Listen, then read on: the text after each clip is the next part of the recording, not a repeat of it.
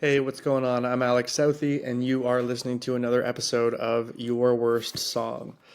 On this episode, I have Peter Landi. He and I have kind of circled each other in the Toronto music scene for a little while, um, but haven't had the pleasure of meeting very often, if at all, in person, actually. But I believe he lived above a close friend of mine for a while, because I remember that close friend of mine reaching out and going, "You should talk to this guy. He's a cool guy, and he's doing like cool music," and that is the case. We talk about the fact that he's playing now his own music, the Peter Landi Band, or Bandy, but he also plays with Juliana Riolino. He talks about how he met her.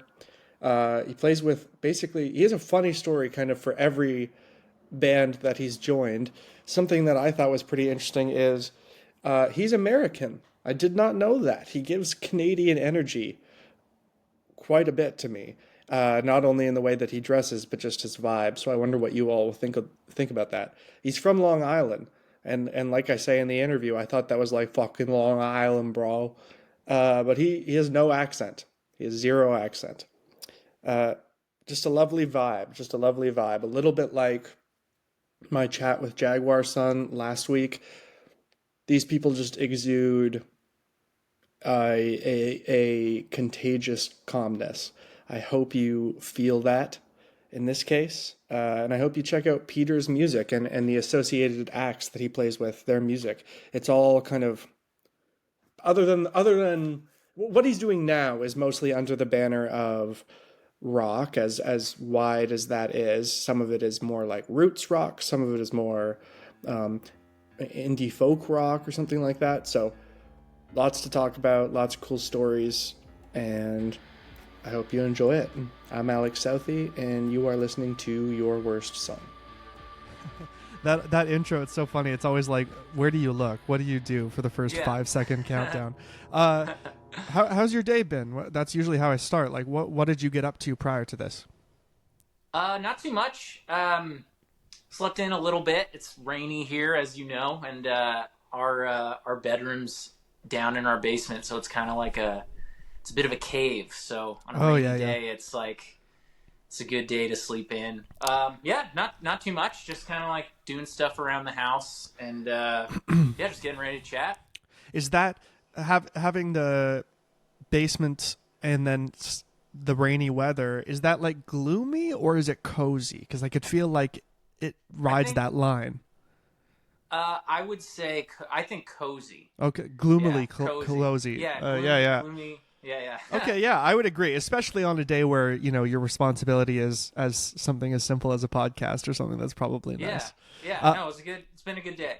Had a coffee. What kind of is there a favorite coffee spot around you that you like? Yes, I love Philosophy on Bloor. Oh, okay. Near the Long and McQuaid there. Yes, yeah. Yeah. How did you stumble onto that? Like, why that? Well, so there was another spot on College and Rush Home. There was this Italian place called Barocco Nino, I think, if I'm pronouncing it correctly. Okay. And that was our spot. And they had amazing croissants. They were like my favorite croissant that I would get. Mm-hmm. And they also had really good coffee. I would just make like simple French press, sort of thing at home. But yeah, I would get beans there, and not this past January. I guess January of 2024. I usually do like I'll do like dry January.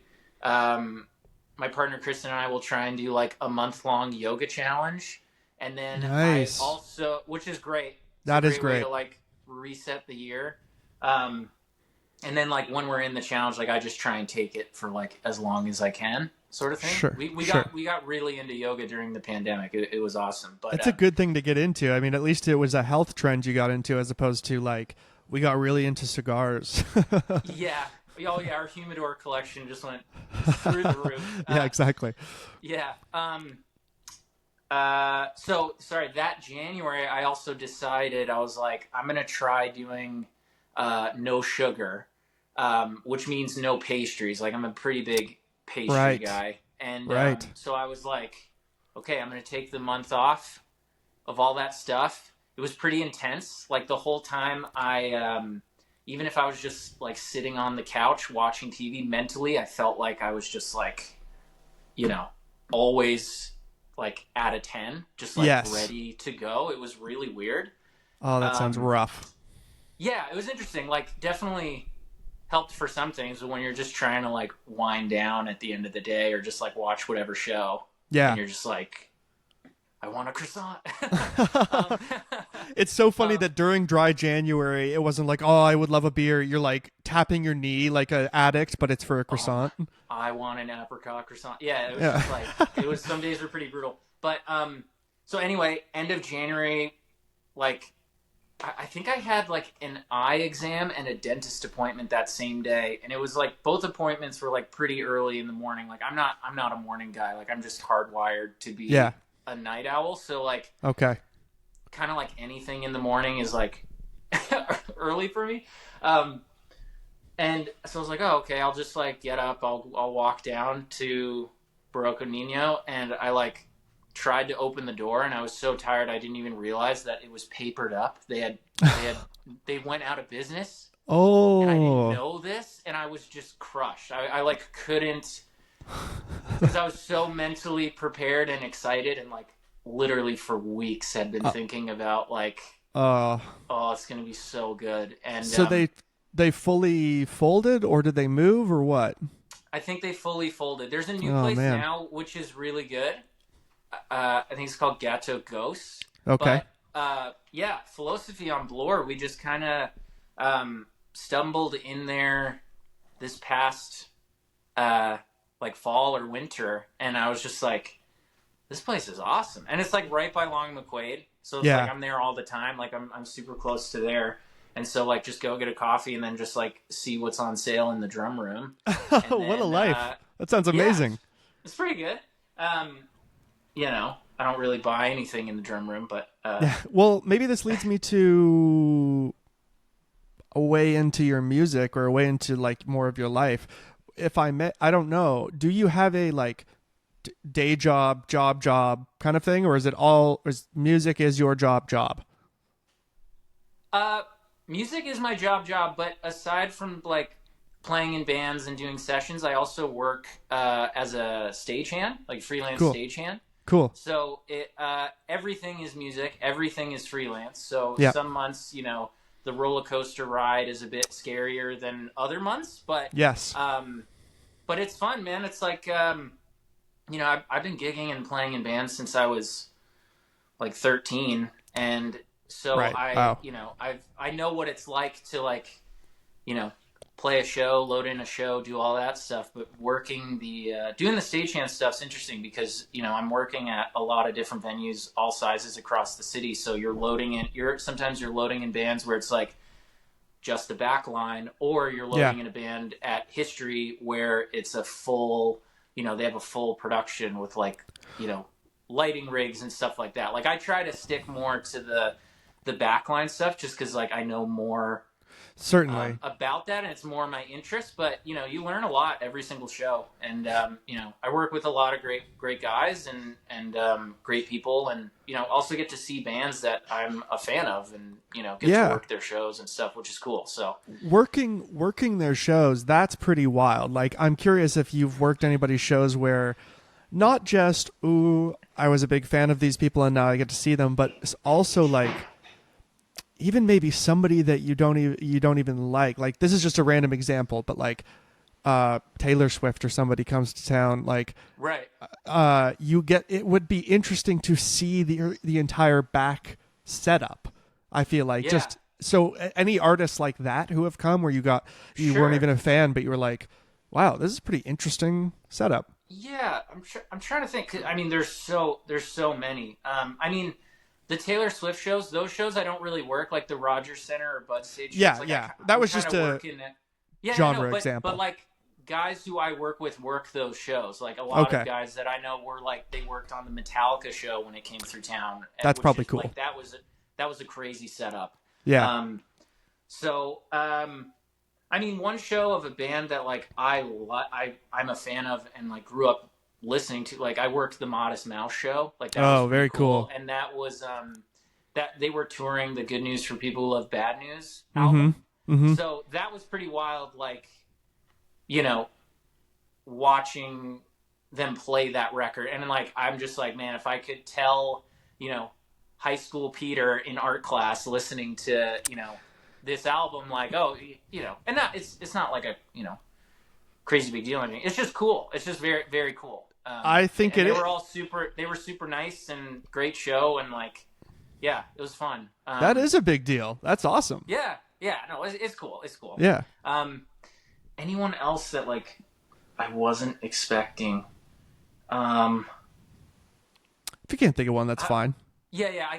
There's honestly so many. I mean, a lot of the time, it's like, I mean, personally, I feel like I'm really out of touch with like what is hip or like who's the new, you know, person. Because like most of the time, like when I am listening to music, I'm either like learning somebody else's songs, or I'm like trying to write my own stuff. And like I don't know if you're the same way, but it's like sometimes it's just like I can only take in so much music that like when I do have time off from it, it's like I just want to like watch a show or like, you know, listen to a podcast or something. 100%. Like I once I started taking songwriting more seriously and that kind of thing, I actually just began to stop listening to other music. And it wasn't like I can't. It was just like all of those functions I used to use to listen to somebody else's music now,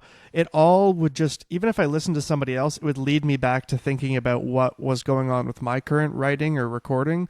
And it just became too like reflexive in a weird way. It was, so I had to kind of stop listening to it unless I was between making albums. And I kind of know what you mean. You're just sort of burrowed in your own musical hole. And you only really know when somebody new comes along if they're like the size of Sabrina Carpenter. Like obviously we know when they reach that level, but like bigger indie bands that are coming to tour, I have no Wet Leg, you know, that's one I'm hearing about. I don't really follow though. Yeah, like I know they're a great band, a lot of people like, but it's like I just and I'm trying to change that. Like whenever I'm not saying it's a good habit. I'm just saying I understand. No, a lot of the time I'm surprised, which is cool. And it's like I get to see stuff of bands that I've never heard, and then I'm like, oh wow, they were a great band. Like, and it's also cool to like you see a band come to town and they'll play Velvet, and then the next time they come around, they're at Opera House or like. So it's cool to see like bands climb the ladder, so to speak, like, and you know they're out of town, so it's kind of interesting from that side of it too. Yes, does that make you look at your music career differently? Of like, okay, I see the incremental climbs that these other artists that I respect are making, and you learn things on how to get to that point. I'm not saying you learn from like their management or something. I just mean generally you see how the band is approaching opportunities, and hey, the next time they're in Toronto, they're playing a slightly bigger venue. Totally. Well, it makes me, like for my stuff, like I've only, my like Peter Landi band, like we've actually only done one show, and we're playing some shows in a couple of weeks, which I'm super psyched about. Yeah, but that's awesome. It's gonna be fun. But going into, because my stuff was really like a pandemic recording project, and I like how you were saying, like when you really got into songwriting and like started really focusing on it, that was the first time I could really like woodshed a single song for months and like trim all of the fat off of it and like make it super sleek and just like, you know, spend some time on it. And I was thinking to myself, I was just like, okay, when I have a band and when I could do this, I'm gonna like, you know, not overplay Toronto a lot, and like stuff that like when I was a teenager, and like I'm from Long Island originally, and so I would play with my band that I had. We would play in Manhattan and Brooklyn like twice a month, to the point where bands would like reach out to us on I don't know if it might have just been after MySpace with that band, but like around that time where like they would reach out and just be like, hey, we need a local opener, and I'm just kind of like, okay, great. But in Yeah. hindsight, like we lived 2 hours away from Manhattan, but we were Right. playing that much. And then it got to the point where it's just like, also you're in New York. It's like, like there's so much Yes, there's other so much cool going shit on. to do. Yes. And so, yeah, I kind of with my stuff, I'm kind of just like trying to not put as much pressure on it and just have it be fun. And, you know, because when I was a teenager in bands, I was just like, oh, we're going to take over the world. And with this, I'm just like, let's play like a good show every once in a while. And, so far, like that's been working out. But do you think the fact that you're sort of coming to doing your own thing late, your experience, this is probably what you're doing now yourself is probably impacted a lot by what you've learned being more supporting of other people, right? And totally. I'm curious, well, in addition to starting when you were 13, which I really want to get into, but the main thing I want to say is, so you're American? I am American, yeah. What do you have to say for yourself? No, I'm completely kidding. It's crazy. No, yeah, no, I wouldn't have an answer either. But no, I'm super curious. Let's go back to 13. You said you started at 13. Is that when you are still in Long Island? When do you move to Canada? Yeah, so I grew up in a town called Sag Harbor, New York, which is like eastern Long Island. It's like in the Hamptons area of Long Island, which it's known to be fancy, right? It's super fancy, and like I do feel strange like saying that's where I'm from because like people sometimes just might be like, oh, well, you got, you know. Yeah, and that's not what I was meaning to imply. I was just trying to think of like the people have heard of the Hamptons in that way. It doesn't necessarily mean you were in one of those like seaside mansions, right? Yeah. No. So, but it was a very interesting place growing up, like as a kid, because like, you know, when I was a kid, the summertime was what people think of the Hamptons, right? It's like it's just like a small town that happens to be in like a really beautiful area, and people go boating and stuff, right?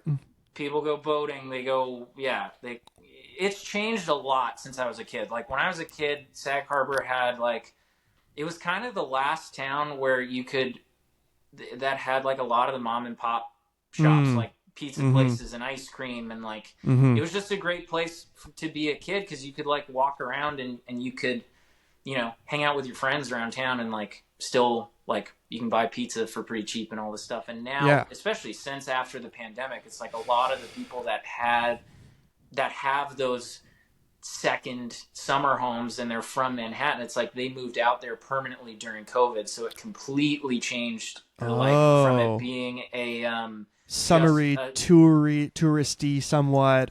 Yes, I see. And so now it's like kind of like that all year round.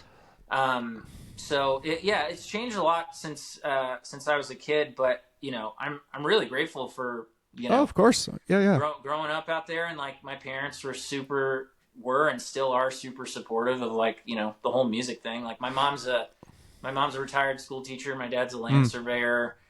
I mean, I remember vividly when I told them, like, I do not want to go to college.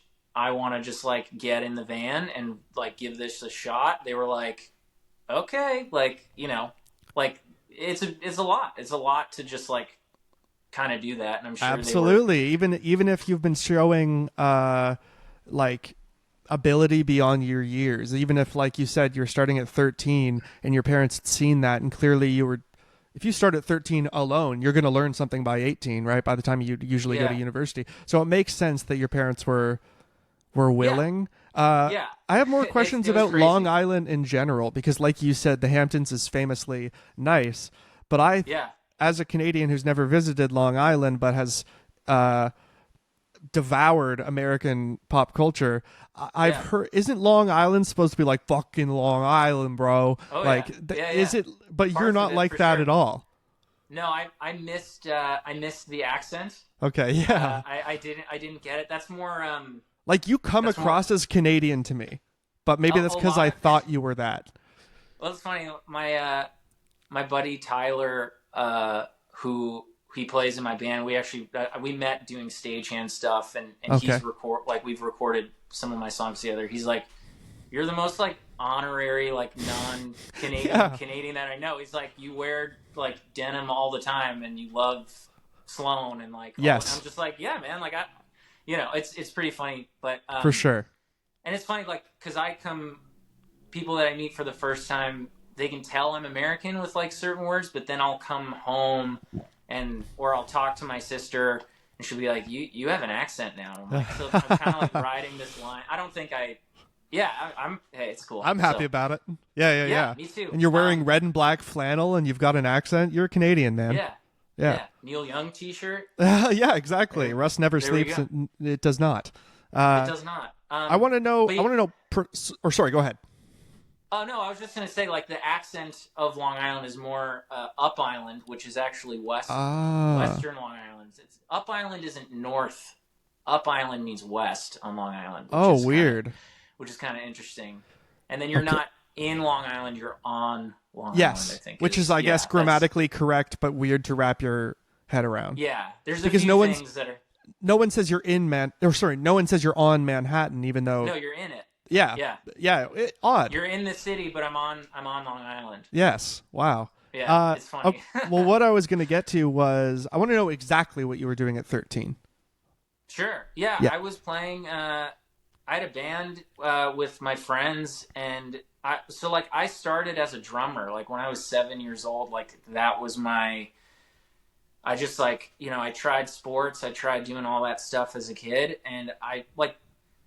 Sorry, I'm kind of like rambling, trying to gather the thought. But nobody in my family plays an instrument, but I grew up listening to a lot of music. It was just like always on in the house.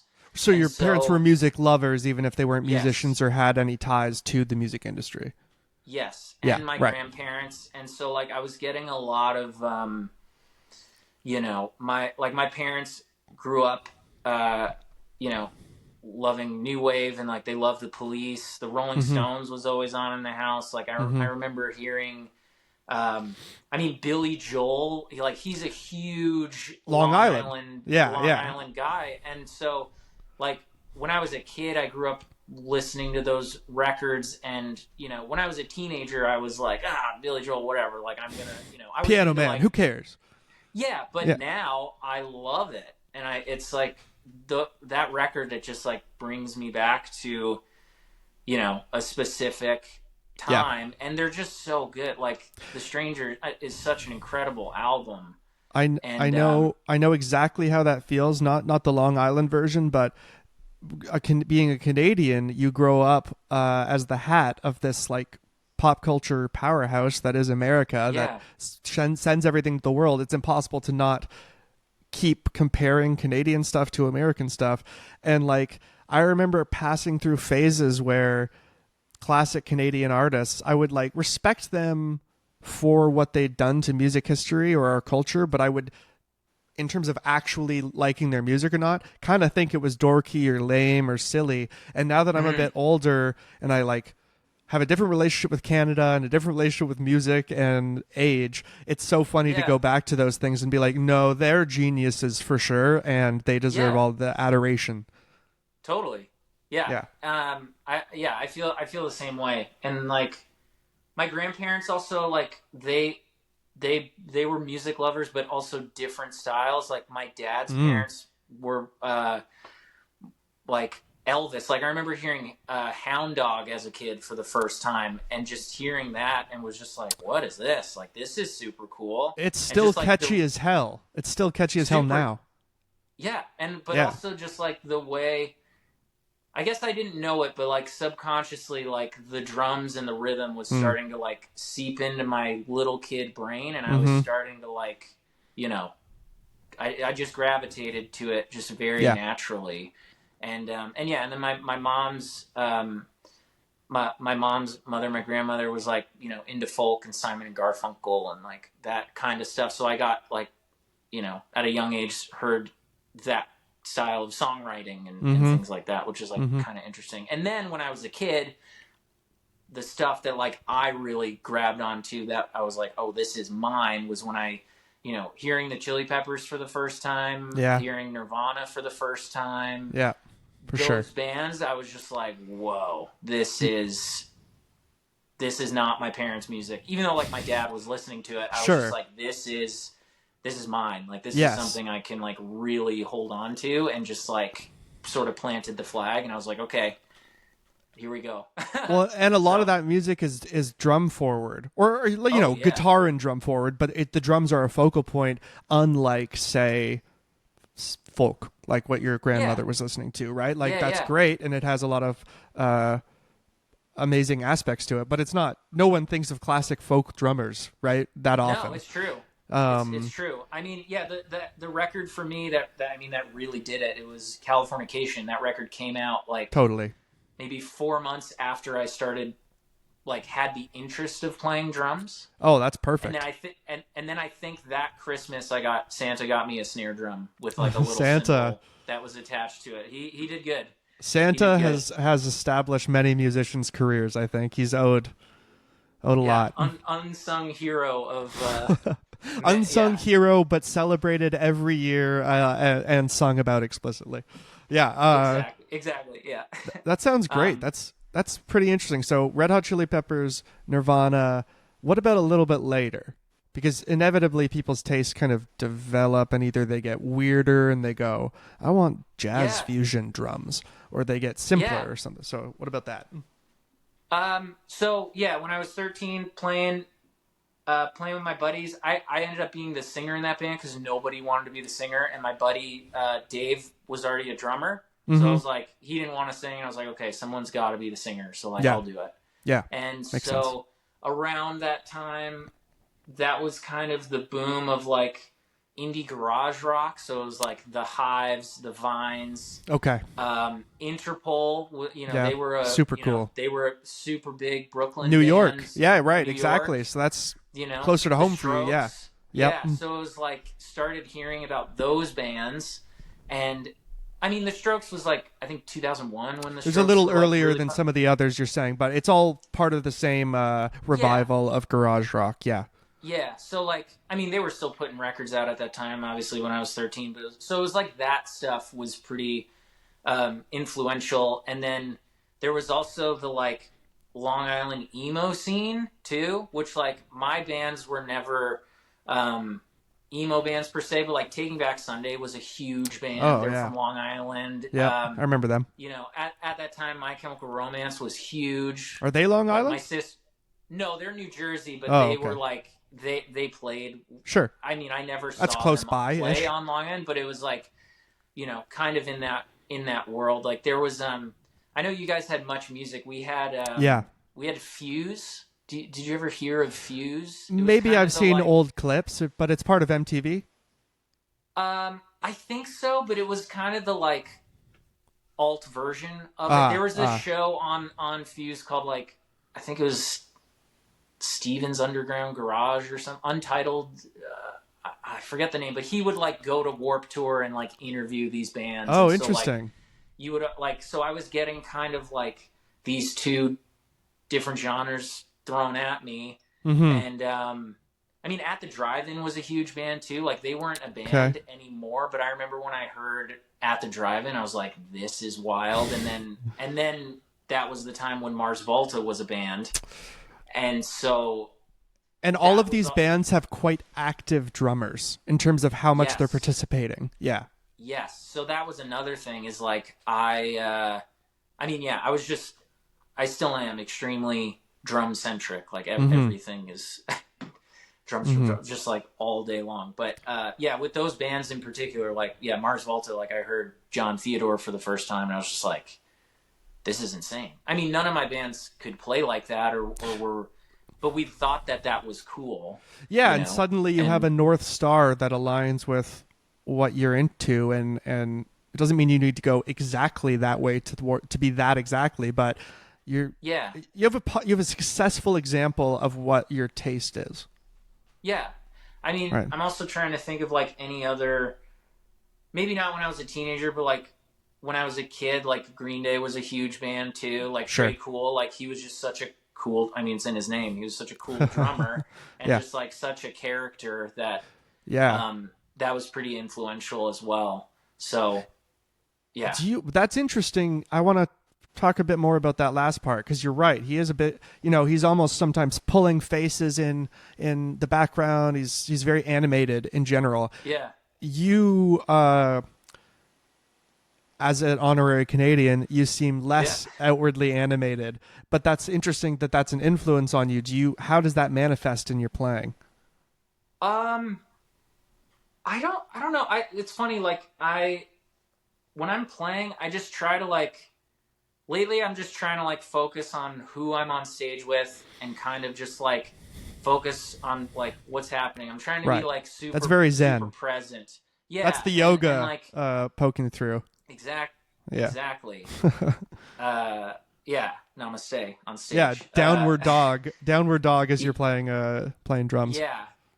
I'm trying. So it's always when I'm thinking about what I have to do next is when you start like psyching yourself out. And I hate that feeling. Or like when you're playing in fear, it's the worst feeling. And so I always try to just kind of, try and be present, not think, like shut my brain off and just do it. Yep.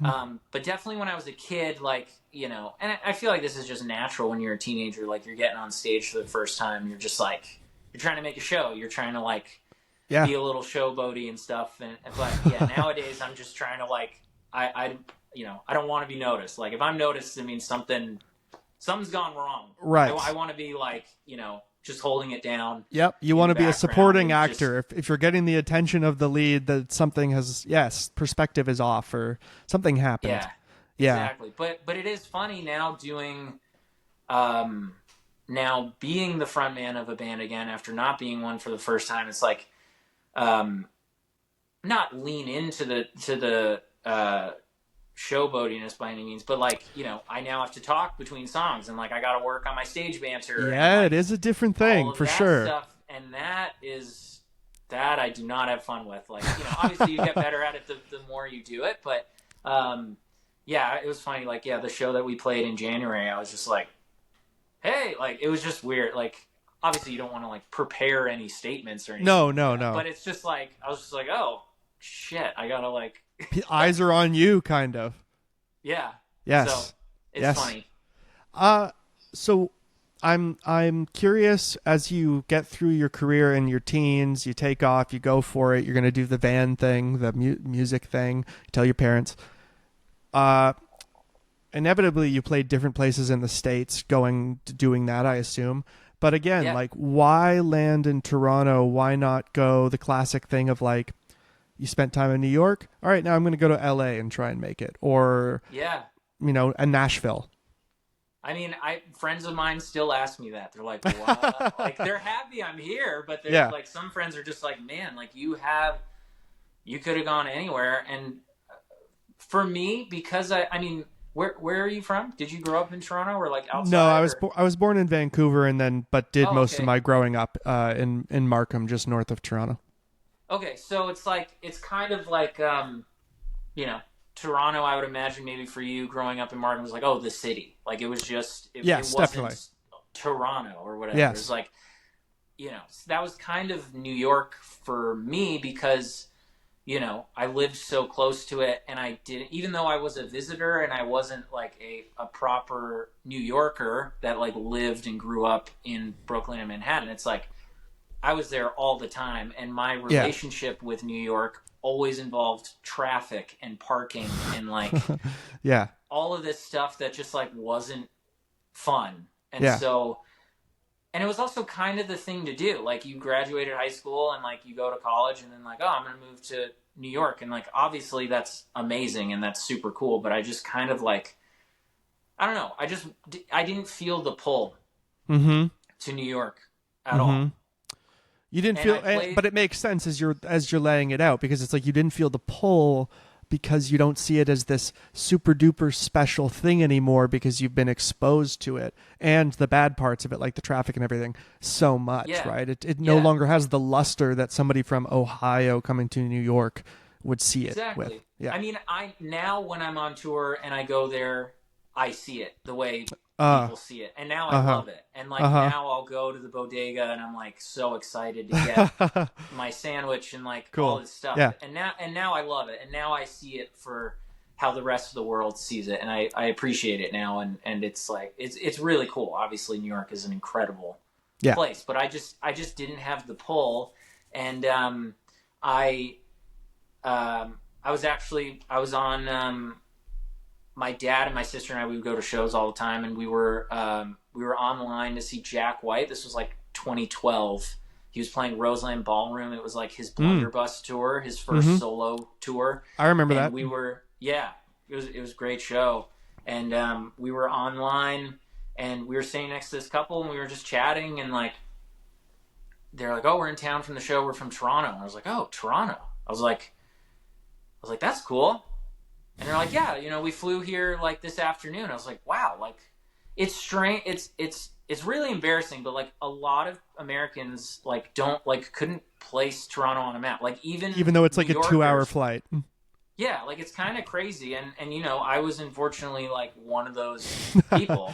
As a teenager, I was just like, you know, obviously I'd heard of Toronto, but it's like I was just like, "Oh yeah, Toronto, like cool." And then I was like, you know, started chatting with them, and I was like, "Oh yeah, North by Northeast is in Toronto," like all this stuff. I was like, maybe I should go play some gigs in Toronto, because it would be an international tour, right? Yeah, I was like, yeah. So my friend Marco and my buddy Marco, I played in a bunch of bands with Marco when I was like out of high school, and did a lot of gigging with him in New York. We decided like, oh, let's go to Toronto for the weekend, and we like made it was us and our friend Mark was filling in on guitar, and so we ended up doing like he opened the show solo, and he would like change outfits, and then him and I would do a set, and then the third band was all three of us, and like so we build it out as like, it was so like, I love that. It was fun that we did it, but we also did 3 shows in a weekend, where what we should have maybe done is like, because people came out to the first show. Yes. But the other 2 shows, like we played the Rivoli, the Cameron House, and then the Drake Hotel. Okay. And so the Rivoli people came out, back room of the Cameron House. This was still when it was like the front of house was like up in the like tree house thing, with like the vines and stuff. Yes. Like you walk in the back room and the stage was right there, whereas now it's the bar is there. Yep. Nobody was in there, like nobody.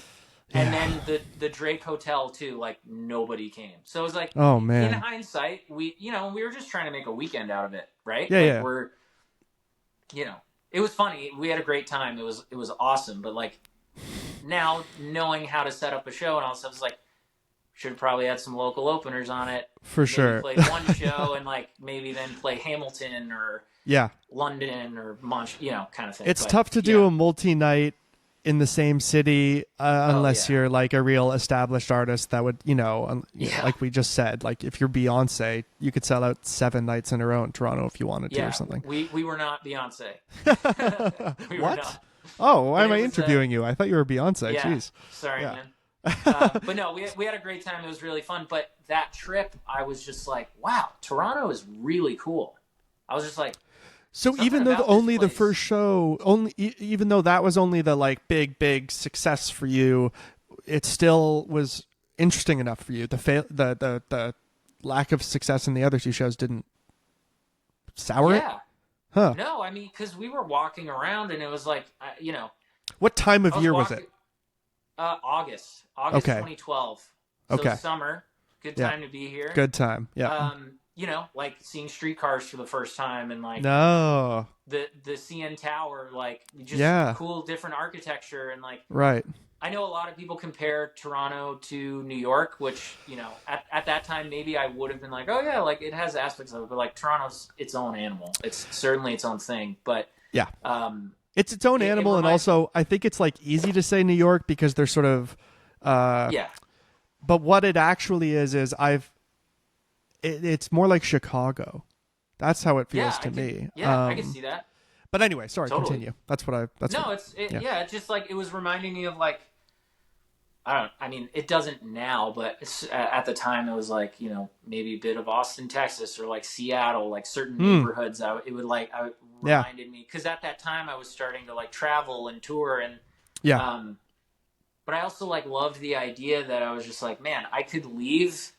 Like at the time I was still at my folks' place. It's like I could leave home, drive, take all day, but then I'm in another country and everything's kind of familiar, but also like slightly different. And Yeah. I just was like, I'm not going to run into anybody that I know. Or I was just like, it was just like a whole new. Well, it's probably freeing in a weird way. Yeah, for sure. And it was just like, because I mean, Manhattan is a huge city, but like I'd walk around Lower East Side with my buddy Marco, who I'd mentioned, and people would be like, "Hey, Marco," and I was just totally. Like, "What? Like this is nuts." That is nuts. But also classic New York, if I think about what I know about New York. It's all just neighborhoods, whereas everybody knows each other. Yeah.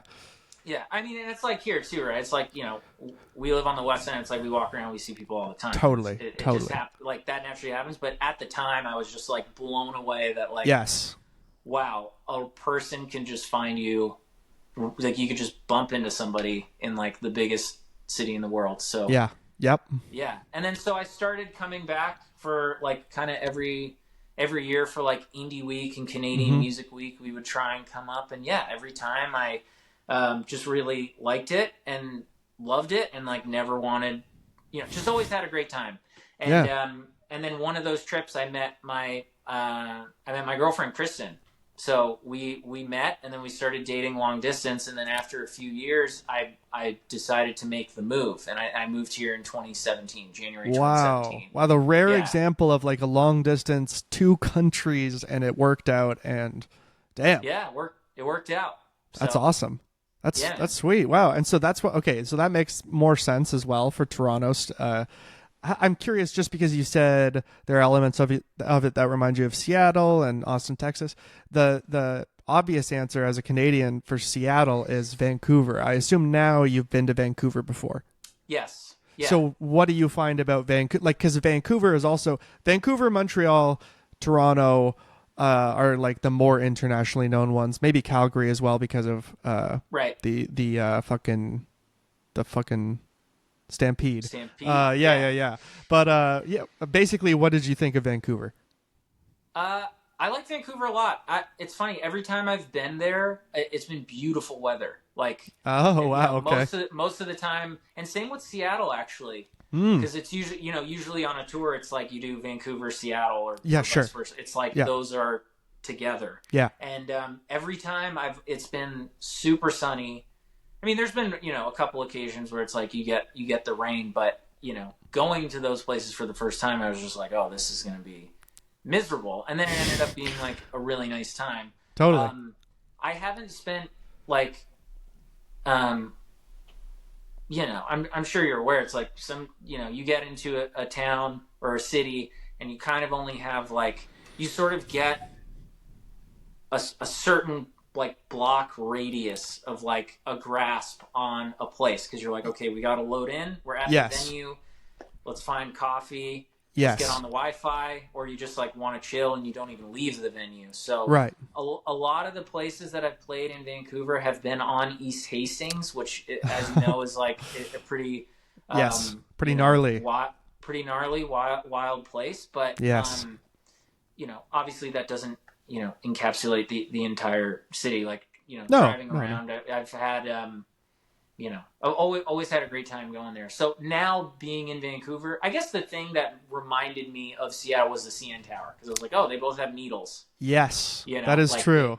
That was maybe the main original thought I had, because obviously, Vancouver and Seattle are like way more related than just in general. Yes, in general, definitely. Just geography and like just even like vibe, the architecture and vibe, and stuff like totally. that. Well, I have a question. If that's the case with Vancouver, and inevitably, it's an inevitability of touring, like you said. But are there some places on tour where you have been able to, for whatever reason, spend a little bit more time there, and you go, actually, this is a pretty cool city? Yeah. I mean, I love Nashville. I've only been to Nashville like a handful of times. A lot of the touring I've done in the past few years, like there just hasn't been a Nashville date, which is like kind of a bummer, and like Yeah. kind of strange. But every time I'm in Nashville, I just love it. And, yeah, I'm pretty I always have a surprised to great. hear that about Nashville not being on a tour based on who I'm remembering that like you play with and support, considering Yeah, they could like music style wise, they could totally play in Nashville. totally. I think this year, like I'll probably, Push for hopefully that. hopefully be Yeah. down there. But yeah, like at the time when I was, yeah, I'm just trying to think. Like, yeah, it's definitely been a few years. Like probably since like 2019 was the last time I was in Okay, Nashville. wow. But Pre-pandemic is like that's a whole other I that's know like BCAD kind of shit. So yeah, it's you should true. go back and check it out. Before COVID, BC. Yeah. Yeah. Yes. Yeah. Yep. I mean, I love Montreal. Like Montreal. Like I love Toronto. Obviously, I live here, but Yeah, Montreal is Montreal probably is super cool. my favorite Canadian city. I would have to say. Oh I yeah, spend it's a the cool lot of kid on the time- block. It's the cool kid on the Yeah. block, I think. I spend Yeah. a lot of time in Calgary because my partner's from there and her family's Cool. out there. So like every summer we go out to BC, and I remember going to BC for the first time, and that just like I had so many photos of rocks and mountains on my phone, and it, like Yeah. it doesn't. The picture will never do it justice, Never. no matter like what updated version of the iPhone Yep. or whatever phone you're using. Like it just is never. That's so gonna, true.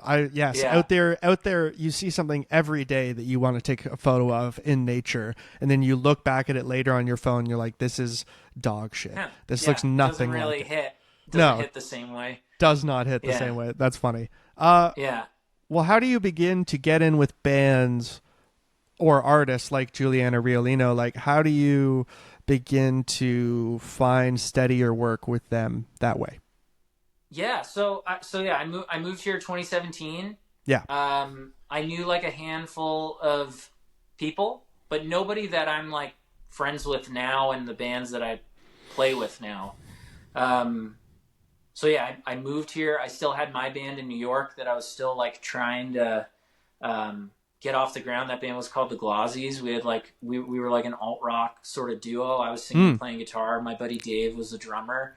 Cool. And yeah, it was cool. Like we had put out a record the year before, like 2016, fall of 2016. And so, but I knew I was like, I got to give this a shot. I was like, I was on a plane ride coming home after leaving Chris, and I was super bummed. And I was just like, man, what if I moved there and it like just worked out? And I like, like I It's was the like, opposite of anxiety. yeah, but That's hilarious. Yeah, I mean, I was extremely anxious, but I was just I like, know. I'm sure. it could work. I was like, Yeah. it could happen. It could go Yeah. one or two ways here. I mean, there were a lot of ways it could have went. But No. I'm just the only reason I Yeah. pointed it out is because like in therapy, I've had people say like anxiety is imagining the way it's going to go wrong. Try and trick yourself. Try and change the pathway. So the first thing you think of is, well, what if it goes right? Which is easier said than done. But that's what Yeah. reminds me of what you said. Yeah. I decided to move here, and it was interesting. Like I'm kind of backtracking a bit, but the weekend that we met, we were just chatting, being like, "Oh, what do you do?" Blah blah blah. She's like, "I'm an actor." I was like, "Oh, cool. Like anything I would, have seen you in." Which like now I know that question is like actors hate that question because it's like whatever. Well, it's But like- she was like If they're not in something you've seen them in, that sucks. And if they are, but you haven't recognized them, that also sucks in a weird way. Like Yeah. they don't want to read out their IMDb to you in the hopes that Exactly. maybe you do recognize them. Yeah. Exactly. So, but she was like, "Oh, I was in this music video recently for this band, Single Mothers," and I was like, "Oh, cool!" Like I'd never heard of Single Mothers before. Yep. And she was a fan, and so periodically when I would come up and visit, and we were on road trips or just like hanging out, like a Single Mothers song would pop up on shuffle, and I was like, "Oh, cool! Like this band's cool." Didn't think Right. anything of it. Yeah. And then I moved here 2017. It was a few months. I wasn't doing anything music wise. Like I didn't even have any gear. Like I bought, Kristen gifted me a kick drum pedal, and she got me a snare drum for my birthday that year. Wow. from Century Drum Shop. I still use it. It's actually my main snare that I play with Jules, which is That's cool. Which is cool. Yeah. But, and other stuff, but it's a great snare drum. So that was like kind of the first gear that I started to acquire here. And so anyway, a coworker of hers was best friends with sorry, the connection is even confusing for me. So That's okay. Kristen's coworker was best friends with this girl who dated this guy named Mike Riley. So Mike Riley, this guy I don't know, he's looking for a drummer. And her coworker was just like, hey, I know this guy, he's looking for a drummer. Can I give him Peter's information? She's like, yeah, sure. So we trade info online, and I meet Mike. He's a great guy, and go in to do a session. And the session was at Lincoln County Social Club, John Dinsmore's studio. I don't know if you know John or have been there, but I haven't been there. Great spot. He's up on Davenport here. And so Mike was my first like friend that I had made kind of on my own that I didn't know before. Right. And so Mike and I became buddies and hung out and played on some of his stuff. And then a few months later, he was like, hey, my buddy Drew is going on tour with his band. He's looking for a guitar player because I also play guitar. And he's like, can I give him your info? I was like, yeah, what's the band? And he's like, Single Mothers. I was like, I know Single Mothers. Yeah. I was like, I know Single Mothers. Sure. Like, send them so my info. Cool. So then I met Drew and, we chatted, hit it off. And he's like, okay, like, if you want to do this tour, like it's 6 weeks in the States. We were opening for Touche Amore. And it was around the time Single Mothers had just put a record out called Our Pleasure. It was their second album. And he needed a guitar player. And I was like, yeah, man, sure. And it was the first time I ever played guitar in a band that I didn't write the songs. So right. So you had to take time to learn from whatever was there previously? Yes. So, and also it was a style of music that like I didn't grow up. I wouldn't say Single Mothers is a hardcore band. I always thought Single Mothers was more like an art punk band because like every record they've had, like Drew's the singular person, and then the band kind of changes around him for every record. So every record, it kind of sounds like a new band, but like Drew is the anchor, and like that's what makes it, be Single Mothers. So I was learning a lot. I was learning at that. I mean, they had the EP out. They had a couple EPs out. Negative Qualities was out, and Our Pleasure was out. So I was learning all of the other guitar players' parts, and everybody plays very differently. And it was also like music that I didn't grow up listening to hardcore music or really, really heavy stuff that, some of the bands that Single Mothers plays with and that stuff. So it was really like, it took me a while. Like I went back that summer back to New York to work because I couldn't work here, but I spent like 6 weeks learning the song, and like every night I would learn a song, and then the next night I wouldn't move on to another song until I played the song I learned the night before just perfectly through. So I would stack that them sounds every very night. Difficult. It would stack up every night. That's a smart way of doing it. Yeah, and because I was just like, I don't know why I happened to do it that way, but yeah, there was like, it was a lot of material to to take in. And so, well, clearly it worked out. Yeah, it worked. And then eventually I moved on to playing drums because Brandon, who's the drummer in Single Mothers, he just like wanted to take a break from touring. And the way the band is kind of set up is just like, you're sort of on the bench. And like, if you can do a tour, you can. It like sort of, it doesn't wear out, but it's like you're on the bench and it like shuffles around, and it's cool because when I was playing in the band, like we pretty much had like a set list of songs, like a set list, I guess. But even like one person comes in, it completely changes. So it's like you might be playing the same songs, but it's like it has a totally different vibe. That's fun though. That's cool. It's stressful but cool, right? Yeah, super cool, super fun, and it was the first time I was ever in a band like that, where it was kind of like that. So, And then Drew started doing a solo project, and I started playing with Drew, his band, The Foundation, and Mike Riley was in that band as well. But so through Single Mothers, I met like Riley and Brandon, who played in the band at that time with me, and they're from like Welland and St. Catharines, Niagara area. Okay. And Jules is from out there, so like I had heard of Jules and was always a fan of her music. But it's just through those people. It's like you just naturally like just the social circle starts kind of growing, and it's a natural growth. Yeah, and then so it just kind of, it's funny, like all and then like through I'm trying to think of like the exact connection. Yes, I need to know the exact connection to the day, please. No, I just mean, so like Aaron, for example, Aaron Goldstein's like another dude that I play with, and it's like totally, yeah. I'm just trying to think of like I think through Eamon, my buddy Eamon, and then I met Eamon through some of the Single Mothers guys. Like it just kind of, like it starts from like one thing, and then you just naturally kind of spreads out, and then you like put faces together and stuff like that. But it worked out. It's going good. It's going good. Well, let's talk about your music and get into the four main questions. Like, what do you think has been your best gig? I guess normally I'm asking people, you can answer this how you want. It can be a drum gig for somebody else or your own. Sure. Well, for my own gig, I would say, I mean, I've only played one Peter Landi, AKA Bandy. I've been calling the band Bandy, which is like I love that. kind of the unofficial name, but that's great.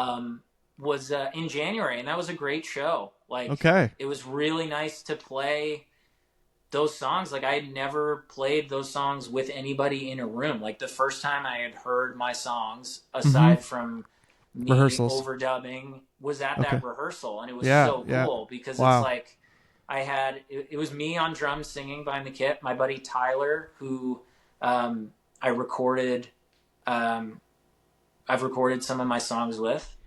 Roddy was playing bass, and then my buddy Eamon on guitar, and it's just like those guys are bringing their own thing to these songs. Like, they're playing the parts, they're doing the songs justice, but it's like inevitably their personality comes out. Yeah, and that's why I asked them to do the show, right? It's like, I trust them and their abilities, and I know that they're going to just bring something cool and different to the table.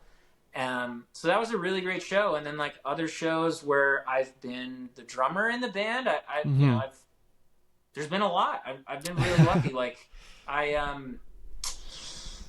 mean, Single Mothers shows, like every time Single Mothers played the Garrison, I always thought that was like a really special, cool thing. There was like one in particular, I think it was like the second to last Garrison show that I played.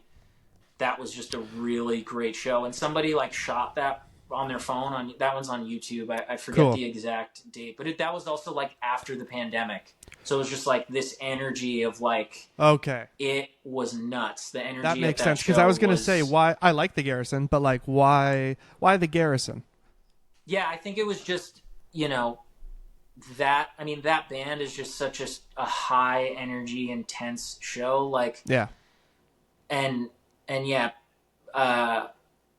after the pandemic first coming back, like it was just a ripper. Like it was insane.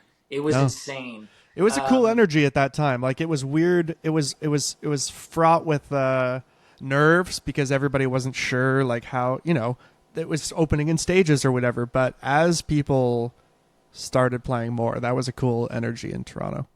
Yeah. And then like, I mean, some of the first shows I played with Aaron, like Aaron and I play, we have like he's got a Neil Young worship band called Weld, where we do like all of the Neil and Crazy Horse stuff. And the first time we played at the Shoe, like I felt like the stage was floating. Like it was nuts. We like tapped into that like present state that you want to be in. Like we got into the flow state, or at least I did. Like I just felt really good about that show. And I mean, I mean those are good answers. Yeah, played a great show with Jules this weekend. First show of the year. Like we were at Landi this past weekend. And Oh, like, yep. first show in like 6 months. That was a great show. Like great Sweet. crowd.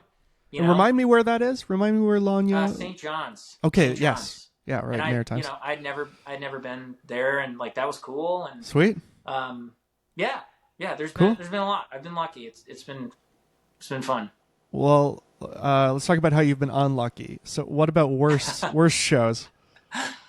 Well, I've played hundreds of shows to nobody.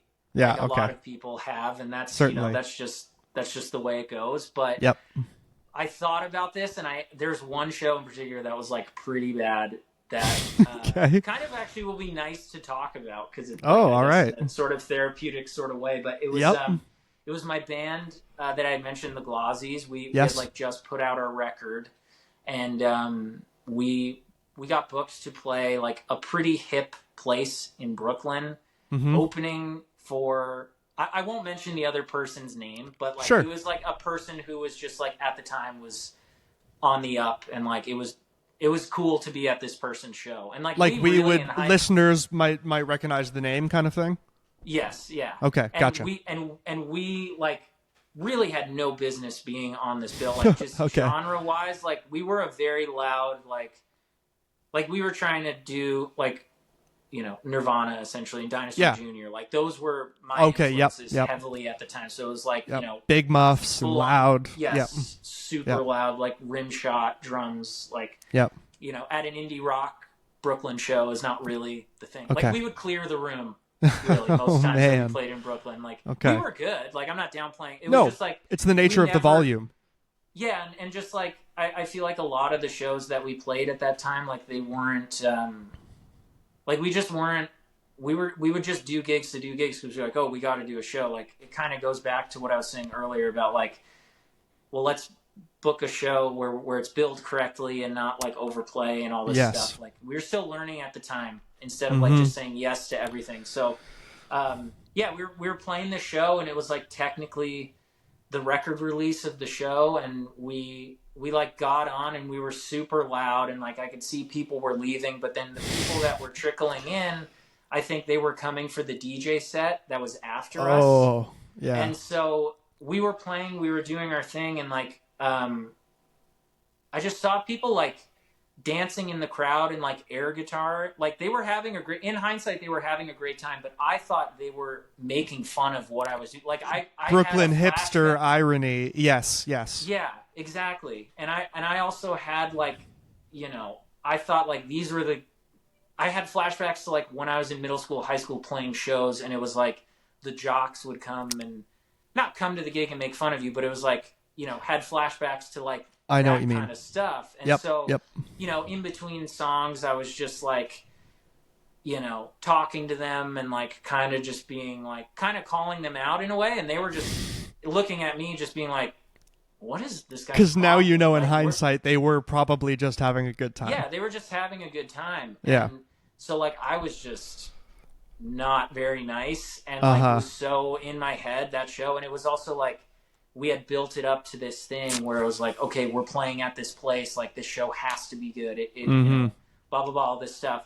And then I think it just like went downhill from there. Like some people came up on stage like during our last song and started dancing, and I was just like, no way. I was just like, you have to get. I was like, no. Like when really in hindsight, what I should have done is just like dance with them and been totally cool and just like rock even out if with it them. And even if it did piss you off internally, it's like when somebody makes you the butt of the joke. It's probably better in the moment to laugh it off than stomp your foot and get angry, right?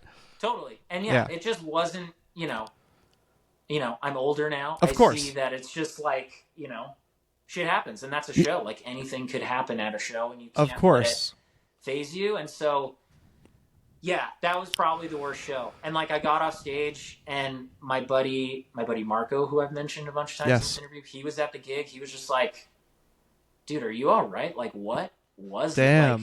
Like you were like, I was not myself. My girlfriend Kristen, she was there, like she had flown in to see the gig. She was like, you were a jerk, man. Like, I was just like, oh my God. Like, so for days I was like, oh man, like brutal. That was not a fun show. But you know, but you took a lesson from it, which is what you can do. Yeah. Yeah, totally. Wow. And you know, so yeah, that was a bad one. Okay. No, great answer. What a follow up that I have usually with the gig questions is green rooms. Did any green rooms that you've played as a touring musician stand out? And it doesn't need to be like everything was gold. It can be just interesting. An interesting green room. I mean, or fancy, you know, but whatever's interesting. Yeah. No. I mean, I find that the fancy ones are kind of just like they're great. But yeah, they're like simply fancy. Yeah. Yeah, the interesting ones. I mean, not great ones are like when you're just in the like utility closet and you're like around the stacked chairs and like you can't even like do anything. Green room. It's also okay if you don't have an answer. Yeah. I mean, I will say the new green room at the Horseshoe Tavern is pretty nice. They've extended it. They've opened it up. It's like no longer the little. It's like they've extended it, which is pretty nice. I saw that recently. That's pretty great. Okay, good shout out. Good local shout out. Yeah, and it's green. That's true. Too many people forget that fact. Yeah, that requirement. Yeah.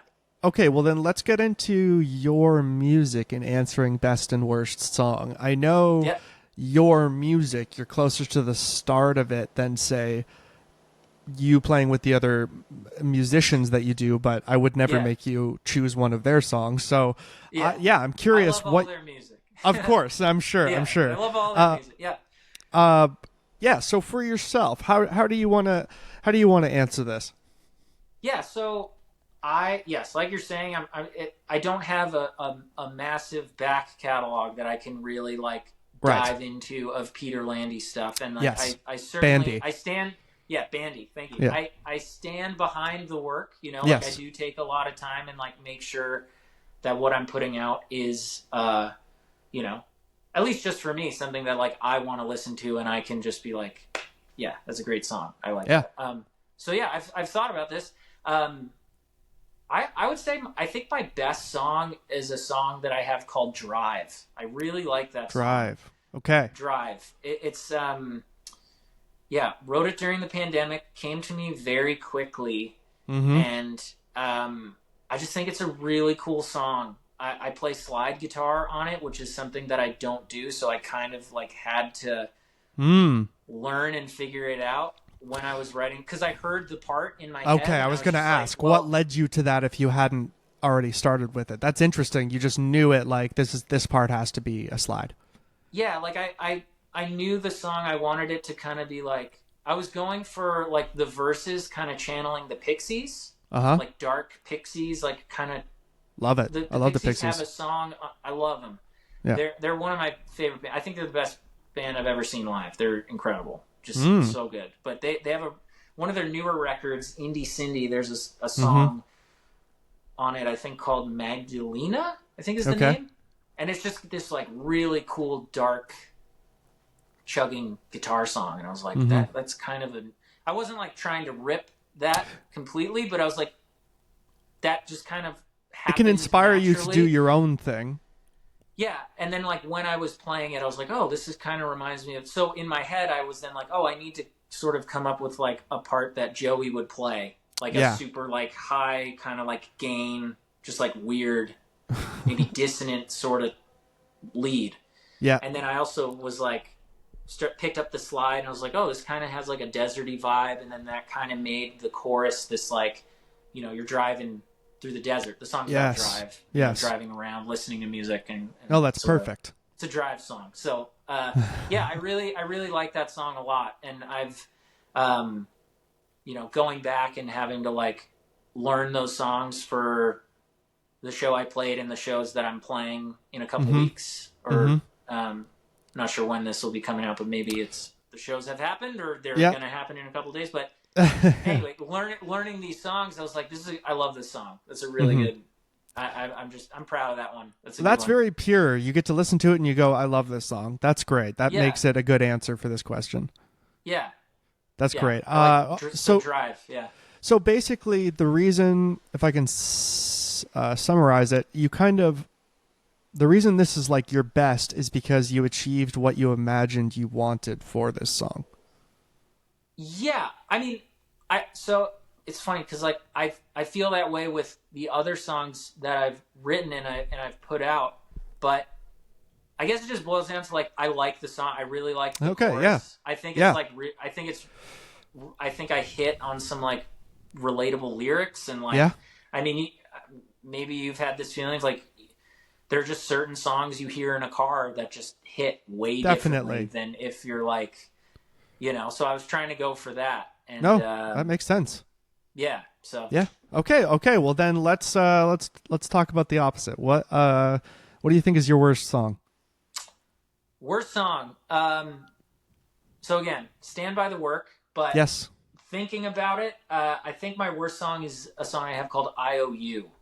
Okay. And one of the reasons least played out of my okay, songs, sure. Looking at the numbers. So right, you've answered it with like, objective like metrics. You can see. Yeah. Okay. Yep, metrics they're not looking good for IOU. But I also like when I listened to that song at the time, I when I was doing the vocals, I was like, I kind of did it in one take.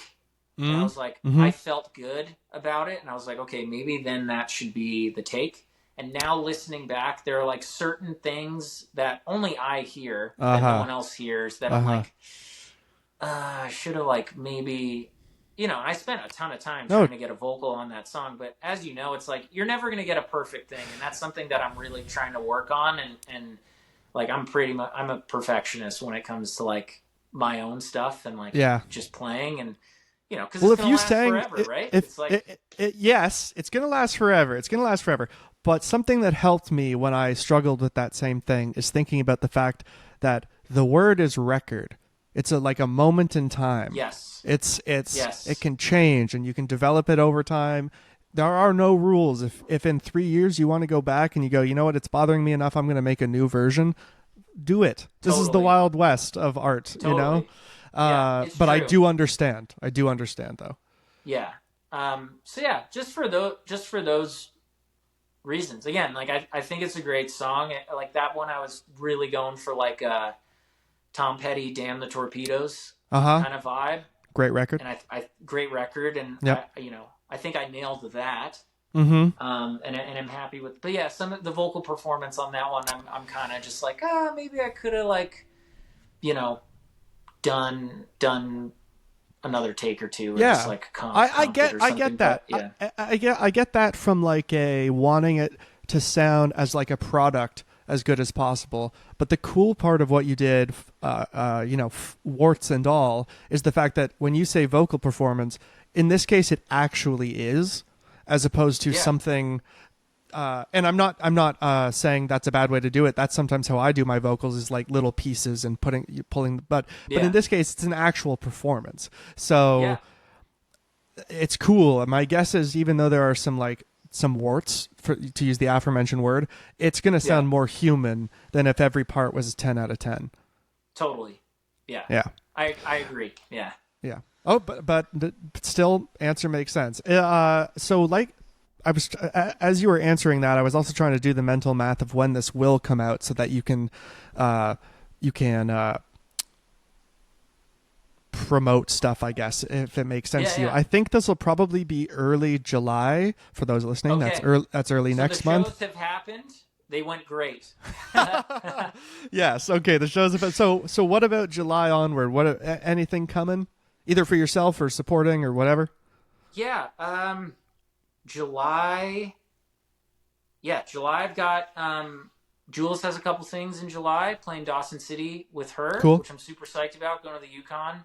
Yeah. Wow. We're all cool. super psyched for that one. Yeah. I'm playing Ottawa Blues Festival with a band here called the Sarandons, which is pretty cool.